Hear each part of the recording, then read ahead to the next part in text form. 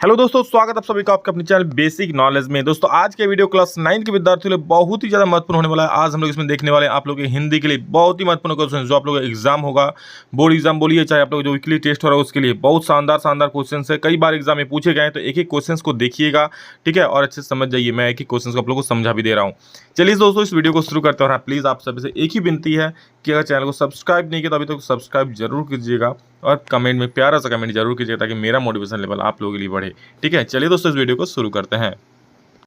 तो दोस्तों सबसे पहला सवाल हम लोग का है, कबीर रसखान किन की भक्ति में लीन रहते थे? तो याद रखिए कबीर रसखान जो थे वो श्री कृष्ण की भक्ति में लीन रहते थे। तो ऑप्शन नंबर बी बिल्कुल सही हो जाएगा, रसखान यानी कि कृष्ण की भक्ति में लीन रहते थे। अगला प्रश्न है, मुरलीधर किसे कहा गया है? तो आप लोग सभी लोग जानते हैं। जी हाँ दोस्तों, मुरलीधर श्री कृष्ण भगवान जी को कहा गया है मुरलीधर, क्योंकि उसके हाथ में मुरली रहता था और वो कृष्ण मधुर संग मतलब बजाते रहते थे मुरली लेकर। ठीक है, कदम के पेड़ के ऊपर चढ़कर आराम से मुरली बजाया करते थे। क्या ही दोस्तों वो पल हुआ होगा ना जब भगवान स्वयं इस धरती पर आकर मुरली बजाते थे। चलिए अगला प्रश्न हम लोग का है, सवैया किस भाषा में रचा गया है? तो याद रखिएगा सवैया दोस्तों है ये जो है ब्रज भाषा में रचा गया है। कौन सी भाषा में? ब्रज भाषा में। ऑप्शन नंबर सी बिल्कुल सही उत्तर हो जाएगा। अगला प्रश्न है, कभी खग बनकर कहाँ बसेरा करना चाहता है? खग बनकर दोस्तों यमुना तट पर बसेरा करना चाहता है। ठीक है, क्यों दोस्तों, जो श्री कृष्ण भगवान है वो यमुना तट पर बांसुरी बजाया करते थे, तो इसलिए कभी क्या खग बनकर वहाँ बसेरा करना चाहता है, क्योंकि वह श्री कृष्ण की मधुर ध्वनि सुन सके। अगला प्रश्न है, पक्षी के रूप में कदम के पेड़ों की डाल पर कौन बसेरा बनना चाहता है? पक्षी के रूप में कदम के पेड़ों के डाल पर कौन बसेरा बनना चाहता है? तो वही फिर से कबीर रसखान। क्यों? उनको श्री कृष्ण से उनको इतना लगाव है। ठीक है, श्री कृष्ण जी कदम के पेड़ में चढ़कर जिस प्रकार बांसुरी बजाया करते थे, तो वो सोच रहे होंगे काश मैं पक्षी बन जाता और कदम के पेड़ की डाली पर जाकर बैठ जाता और श्री कृष्ण के बजाय मुरली को मैं सुन पाता, तो क्या ही जीवन होता। ठीक है, आप समझ सकते हो श्री कृष्ण भगवान कदम के पेड़ में चढ़े हैं, पेड़ में चढ़ करके बांसुरी बजाते थे। क्या ही वो क्षण होगा ना, मतलब क्या ही, मतलब सुनकर ही शरीर में रोम रोम सिहर उठता है क्या। अगला देखो प्रश्न है, किससे गहरा प्रेम होने के कारण रसखान को ब्रजभूमि से गहरा लगाव है? तो श्री कृष्ण जी से गहरा प्रेम होने के कारण दोस्तों रसखान जी को क्या ब्रजभूमि से गहरा लगाव है। अगला प्रश्न है, श्री कृष्ण बांसुरी कहाँ मुरली बजाया करते थे? तो यमुना तट पर। इसलिए तो कहते हैं कौन, रसखान जी, कि हम यमुना तट पर खग बनकर यानी बतख बनकर रहना चाहते हैं। कबीर रसखान अगले जन्म में कौन सा पशु बनना चाहते हैं? तो कबीर रसखान अगले जन्म में दोस्तों गाय बनना चाहते हैं। क्यों गाय क्यों बनना चाहते हैं? क्योंकि श्री कृष्ण जी स्वयं गाय चराया करते थे। समझ रहे हो, श्री कृष्ण भगवान पृथ्वी पर आकर गाय चराया करते थे, तो इसलिए रसखान दोस्तों गाय बनना चाहते हैं ताकि वो श्री कृष्ण के सानिध्य में रह सके। अगला प्रश्न है, कृष्ण की मोहक मुस्कान किसे सम्मोहित किए हुए है? कोई सोचा होगा कि जो मतलब खुद गाय चरा रहे हैं वो भगवान होंगे। मान लो कल युग में कभी ऐसा हुआ होगा, ऐसा कि हाँ चलो श्री कृष्ण जैसे मतलब कल की भगवान तो अवतरित होंगे, लेकिन आखिर गाय चराएंगे, ऐसा होगा तो क्या ही ना, मतलब समझ सकते हो। कृष्ण की मोहक मुस्कान किसे सम्मोहित किए हुए है? तो कृष्ण की मोहक मुस्कान सभी गोपियों को मतलब सम्मोहित किए। कृष्ण की जो मोहक मुस्कान है उसकी मुस्कान पर सारी गोपियां मर जाती है, जैसे आपकी मुस्कान पर भी आपकी गोपी मरती होंगी ना। ठीक है, मतलब चलिए भैया अभी तो वो नहीं मरता होगा, लेकिन कभी तो आपकी मुस्कान पर भी कोई मरेगा, तो ये चीज़ है। तो श्री कृष्ण की मोहक मुस्कान सारी गोपियाँ, एक दो गोपी नहीं सारी गोपियाँ मरा करती थी, तो 9 का सी सही हो जाएगा। अगला प्रश्न है, गोपियाँ कृष्ण की मुरली होठों पर रखना नहीं चाहती क्योंकि वह उसे क्या मानती है? सौतन मानती है, क्योंकि श्री कृष्ण भगवान मुरली को होठों पर लेकर बजाया करते थे। होठों का स्पर्श मिलता बांसुरी को, इसलिए दोस्तों बांसुरी से उन्हें ईर्ष्या होती, बांसुरी को वो सौतन मानती थी सारी गोपियाँ। अगला प्रश्न है, गोपी अपने आप को किसे संभाल नहीं पाती? तो गोपी अपने आप को किससे संभाल नहीं पाती? कृष्ण की मोहिनी मुस्कान से, उसी में वो लोग पागल होकर रह जाती और अपने आप को संभाल नहीं पाते। श्री कृष्ण का मोहिनी मुस्कान देखकर कोई भी दोस्तों बिल्कुल उसकी प्यार में पड़ जाता। अगला प्रश्न दोस्तों, गोपियाँ श्री कृष्ण की मुरली से क्या करती है? ईर्ष्या करती है, नफरत करती है।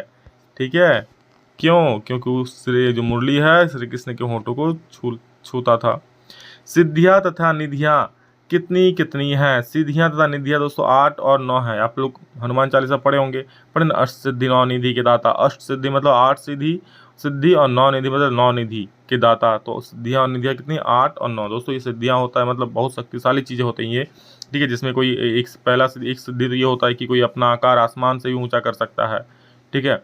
दूसरा सिद्धि ये कि किसी को पानी में कुछ नहीं होगा। तीसरा सिद्धि ये मतलब सांस बंद करके रह सकता है। तीसरा सिद्धि ये कि बहुत छोटा आकार ले सकता है। तो इस प्रकार से सिद्धियाँ और निधियाँ इसमें हैं, ठीक है। अष्टसिद्धि नौ निधि के दाता असवर दिन जानकी माता, समझ रहे हो।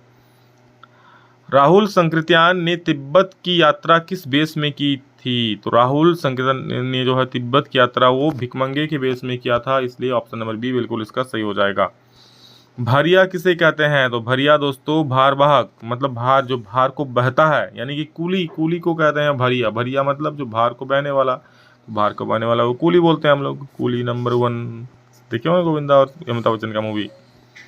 लासा की और पाठ हिंदी गद्य की कौन सी विधा है? लासा की और पाठ, ठीक है, ये क्या है? यात्रा है ना, लेखक इसमें यात्रा कर रहे हैं, तो ये एक यात्रा वृत्तांत है, ऑप्शन नंबर डी। अगला प्रश्न 17 नंबर, लेखक कहाँ जाते हुए रास्ता भटक गया था? तो लेखक दोस्तों लडुकोर, ठीक है, लडुकोर जाते हुए रास्ता भटक गया था। अगला प्रश्न है, तिब्बत में बनने वाली चाय की विशेषता बताएं। हम लोग चाय बनाते हैं क्या? दूध से सीधा चाय बनाते हैं तो स्वाद भी नहीं आता, लेकिन क्या वो मक्खन और दूध से बनाई जाती है। मक्खन, चाय में मक्खन डाला जाता है, समझ रहे हो। तो ऑप्शन नंबर सी इसका सही उत्तर हो जाएगा, मक्खन और दूध से।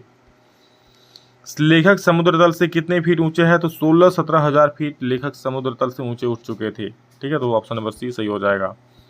अगला प्रश्न, राहुल संकृत्यान जी ने कौन सा धर्म अपनाया? तो उन्होंने बौद्ध धर्म अपना लिया था, ऑप्शन नंबर सी, बौद्ध धर्म अपनाया था उन्होंने। अगला प्रश्न, राहुल संकृत्यान जी ने कौन सा शास्त्र लिखा? तो उन्होंने घुमक्कड़ शास्त्र लिखा। देखिए राहुल संकृत्यान जी ज़्यादा घूमते ही थे, इधर उधर घूमना पसंद था उन्हें, तो घूमने के लिए क्या घुमक्कड़ शास्त्र लिखा, समझ सकते हो। 22 नंबर सवाल देखिए, लेखक ने लहासा जाने का निर्णय क्यों लिया? तो अपनी घुमक्कड़ प्रवृत्ति के कारण, ठीक है। उन्हें घूमना उमना अच्छा लगता था, तो अपनी घुमड़, आपको भी अच्छा लगता होगा ना कि भाई यहाँ घूमेंगे वहाँ घूमेंगे। घूमना किसे अच्छा नहीं लगता? मैक्सिमम लोग को अच्छा ही लगता होगा, मुझे भी अच्छा लगता है।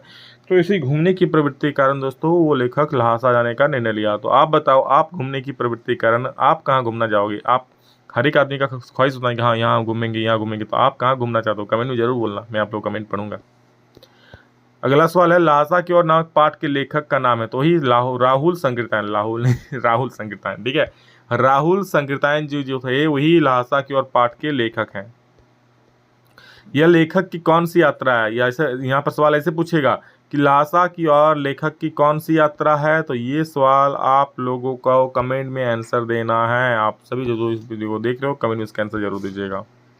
अगला प्रश्न है, राहुल संकृत्यान का जन्म कहाँ हुआ? तो राहुल संकृत्यान का जन्म दोस्तों आजमगढ़ के पदहा गांव में हुआ था, ठीक है। Option number B. देखिए ज़्यादातर जो क्या बोलते हैं चर्चित व्यक्ति होते हैं उनका जन्म गांव में ही हुआ है, जैसे नरेंद्र मोदी जी को देख लीजिए। कूची कूची का क्या अर्थ है दोस्तों? तो कूची कूची का अर्थ होता है दया दया, ठीक है। ऑप्शन नंबर बी बिल्कुल सही हो, दया दया। अरे वो CID वाला दया नहीं, दया मतलब दया करुणा, करुणा करो, कष्ट करो, ज्ञान दो भगवान, ठीक है। तो वो वाला दया, 26 का बी सही हो जाएगा। अगला प्रश्न है, कवि पत्थर बनकर किस पर्वत का अंग बनना चाहते हैं? दोस्तों ये फिर से रसखान वाला चैप्टर से है। कवि पत्थर बनकर गोवर्धन पर्वत का अंग बनना चाहते हैं, क्यों? क्योंकि श्री कृष्ण ने अपनी कोड़ी अंगुली पर, समझ रहे हो, गोवर्धन पर्वत को उठा लिए थे। तो यहाँ पर 27 का डी सही हो जाएगा। अगला प्रश्न है, लेखक अपने मार्ग में साथियों से किस कारण आगे बढ़ गया? यानी साथियों से आगे बढ़ गया बोलो, बिछड़ गया बोलो, एक ही बात है। तो लेखक का घोड़ा भैया धीमा चलने लगा और वो रास्ता भटक गया था, लेखक सी हो गया। और रसखान अपनी आंखों से क्या देखना चाहते हैं? तो रसखान अपनी आंखों से ब्रज के वन बाग व तड़गों को देखना चाहते हैं, वही जहाँ पर श्री कृष्ण अपनी लीलाएं करते थे, बचपन में रहा करते थे, दोस्तों संग खेला करते थे। वो कदम का पेड़ जिसमें वो चढ़कर गाना गाया करते थे, वो यमुना का तट जिसमें वो खड़े होकर बांसुरी बजाया करते थे, ठीक है। ये सब तो सोच रहे हो, ऐसा भी जगह है, आप लोग जाके घूम सकते हो, ब्रजभूमि, ठीक है। ब्रज के वन और बाग और तड़ागों को कभी देखना चाहते हैं। भाई हम भी देखना चाहते हैं, कौन नहीं देखना चाहता है बताओ।